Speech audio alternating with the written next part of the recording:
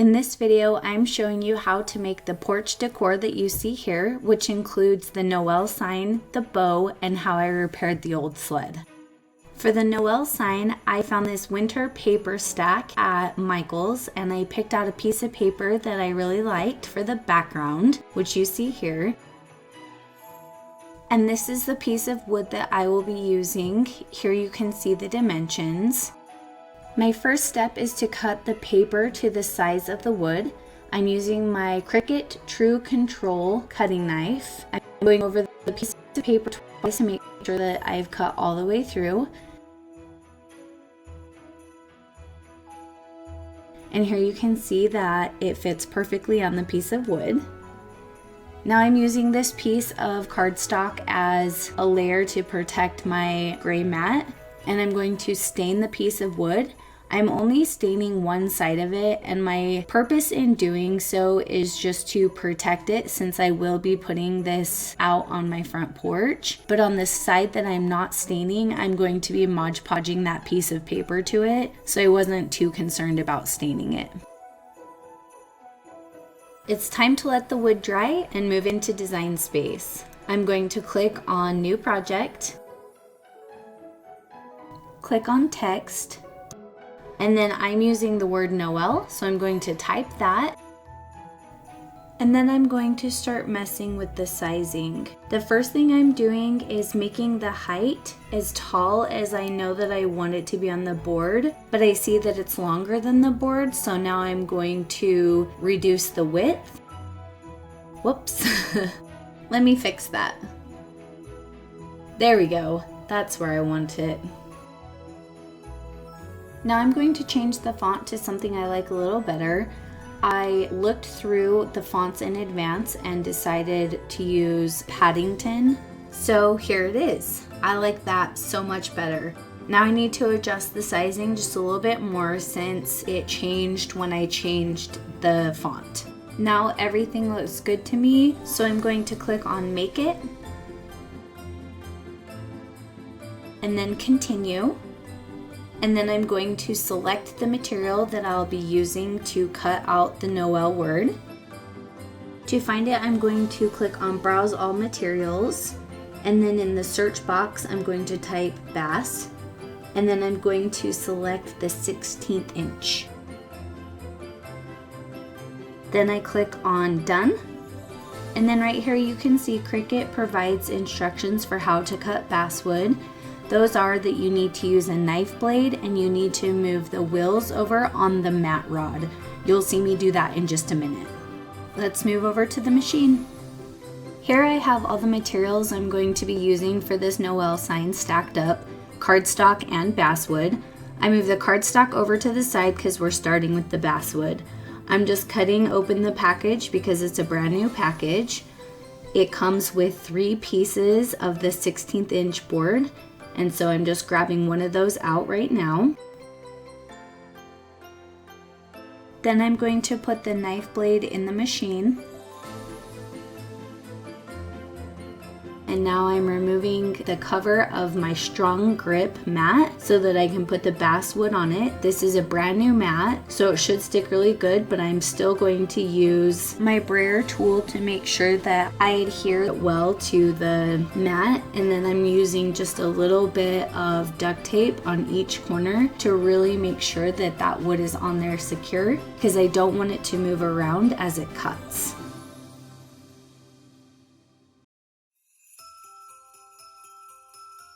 These are the wheels the instructions say need to be moved over.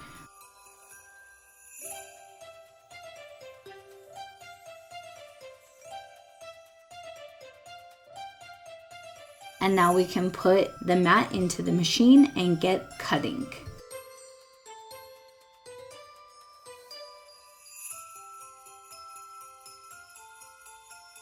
I cut out a lot of the machine cut time. It takes about 20 minutes for this to cut because the knife blade has to pass over about 17 times. I'm removing the knife blade from the machine and replacing it with the fine point blade because we're going to be cutting cardstock next. I'm bringing you back to Design Space to show you how I'm doing this because I'm using the exact same design that I already used. So I clicked on Make It and Continue, and now I'm going to choose cardstock as my cutting material instead of basswood, and then we just move right over to the machine. I'm going to remove the plastic protectant from the mat, put on the cardstock, and then I'm going to use my brayer again to make sure that it adheres well to the mat, and I'm going to begin cutting.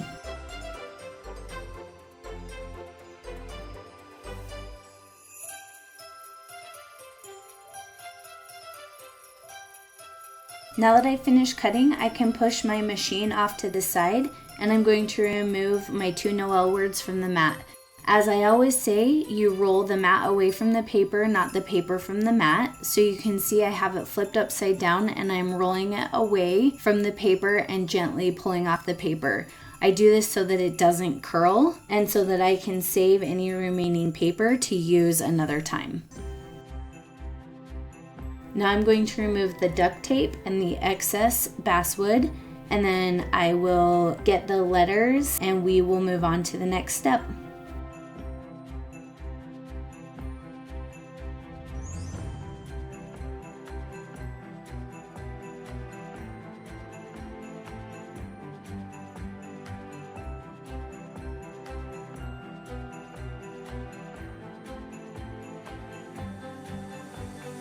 I've got my green cardstock as a protectant again because I'm going to repeat the same steps I did with my wooden rectangle. I'm going to be staining one side of these letters again to protect them, and then I will be Mod Podging the paper on the other side.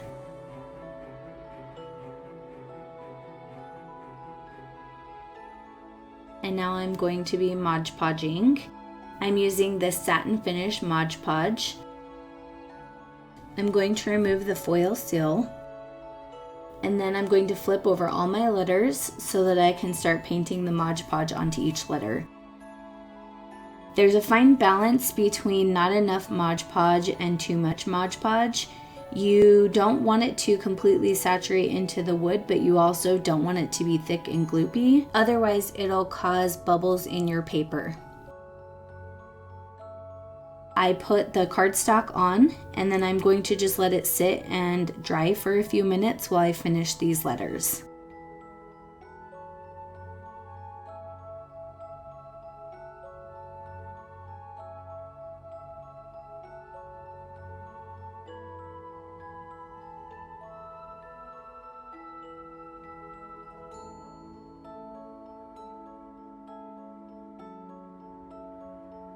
The next step is to put Mod Podge over top of the cardstock. So I'm going to do that now that I have finished adhering the cardstock to all of the wood pieces. At first, I just put it on there and get it spread out, and then I try and really make my lines look good and even, because when it dries, it's clear, but you can still see brush strokes. So I try to be careful about how that's going to look once it has dried.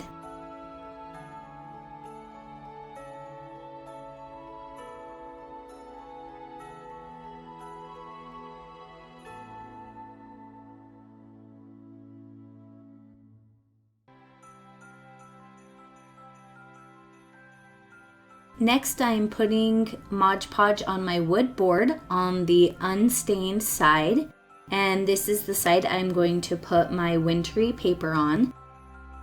My first layer wasn't thick enough, and so I poured more Mod Podge on, and I ended up having a little bit too much Mod Podge.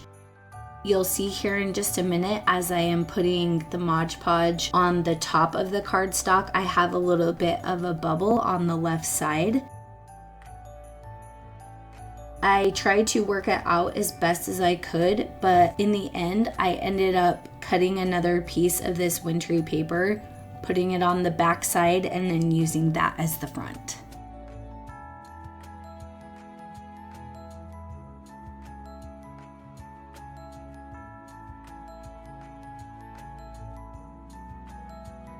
With my Mod Podge all dry, I'm now ready to glue on the letters. I used tacky glue for each letter. I was having a hard time getting it out of the nozzle, and so I used a paintbrush instead, but using a paintbrush is not necessary in this step.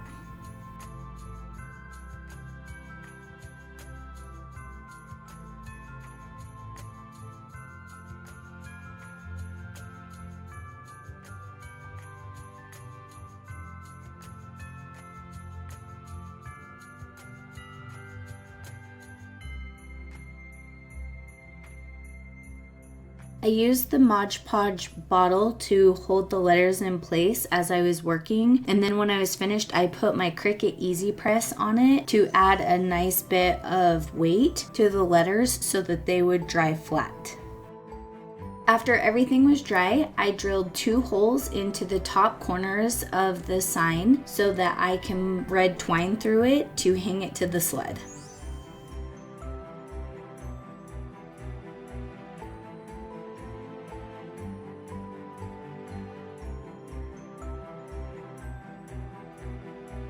I'm going to take a quick side step from this to show you a second Noel sign that I made. While I was in the middle of working on my Noel sign, my parents came over and my mom fell in love with what I was doing and asked me if I would make one for her to put on her porch. So this is it. Our trade-off was that if I made the sign, she would make bows for us. So she's sitting next to me making bows, which you'll see here in just a minute. I had her do a tutorial on how she made the bows so you all could see.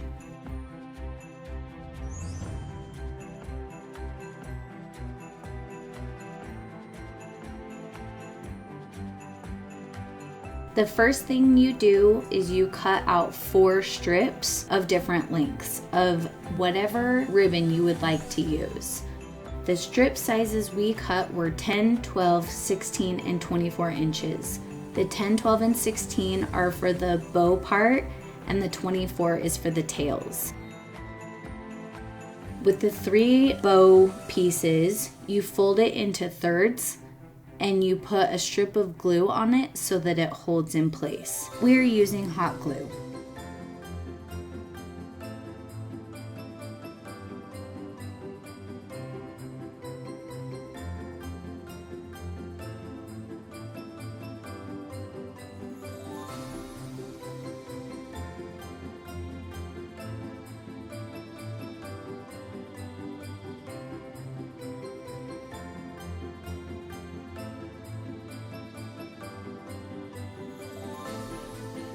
Once you have those all glued together, you place them in the middle of the tail strip, largest piece to smallest piece, and then you will glue them all right down the middle.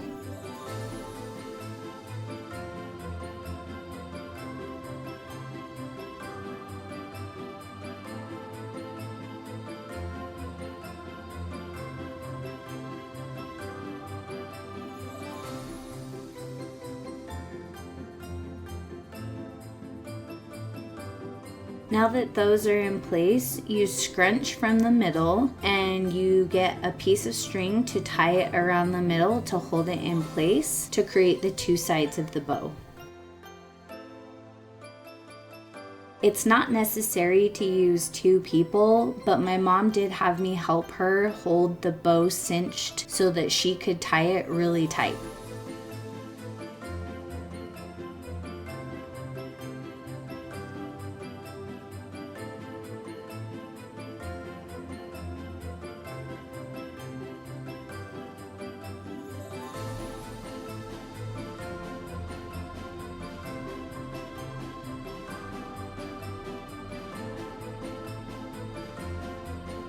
The final step of this was she cut a little thin piece of the ribbon so that she could put it over top of the thread that was used to cinch the middle so that it would have a more finished look. She just folded the piece over a couple of times and then glued it together and then wrapped it around the middle. We used the ends of the string that we used to cinch it to tie around that piece to hold it in place, and then she secured it with a little bit of glue.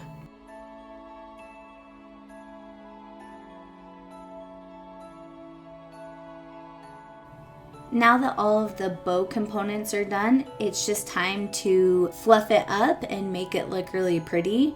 So she does that with each of the layers, and then she'll pull the tails down. This ribbon has thin pieces of wire on the sides, so it helps it to stay in place. And that's what she utilizes to help keep those tails down and in place.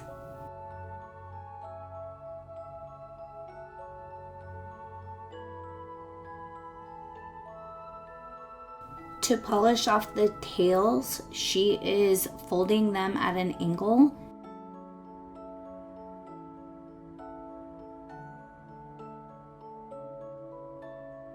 And now she's going to glue it so they stay in place, and then the bow is done.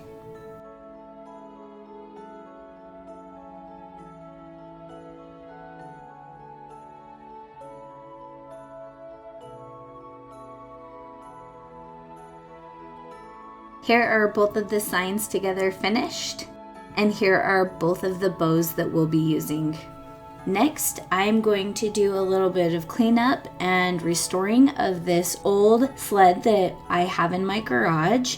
It belongs to my parents and it's been sitting for several years, so I decided to clean it up so that I could use it for my porch decor. I started by using a vacuum off camera to get all of the cobwebs off of it, and then I got a lint-free cloth and water to clean it up. Here at the top you can see that there is a large crack, so I'm fixing it with some wood glue. I'm just using my finger and a glove to spread it in the crack. I'm just going to spread a nice thick layer over top because I'm going to be sanding it, and I'm not super concerned about there being that glue on top. And then I'm going to wipe a little bit of the excess glue off so that I don't have too much extra work to do when it's time to sand.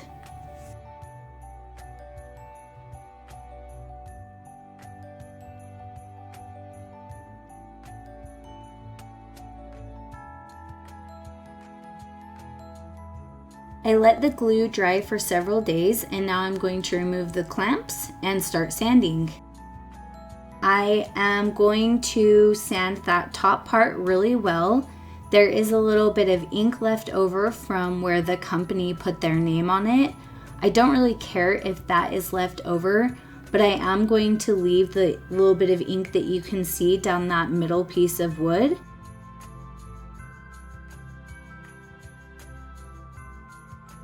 And then I'm going to wipe all of the dust off so that I can tape it and spray it with a protectant.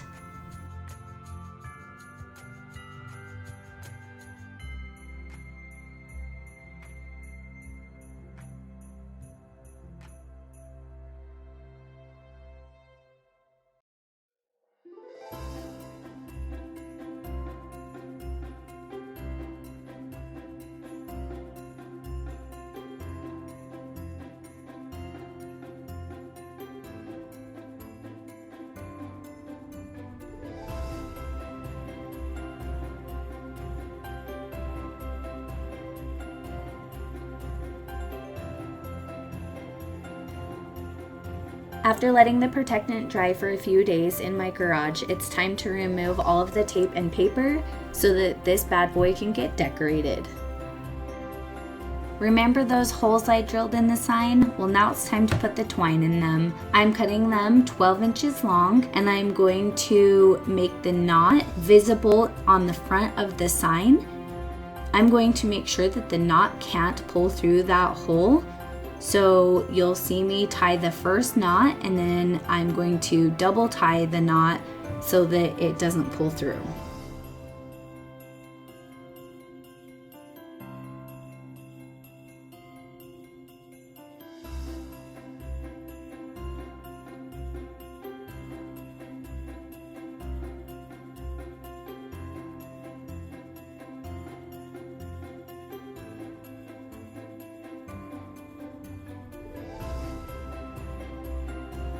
I'm getting so close to being done.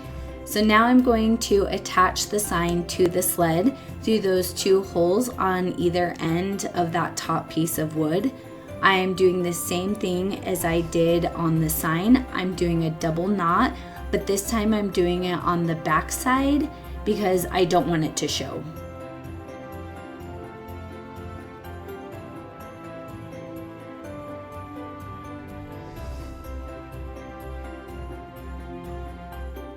Okay, we're just about there. Now I'm putting the bow on. I'm using that same twine to fasten it. I'm gonna fluff it up and then come with me to my front porch. I'm also gonna show you my mom's on her front porch.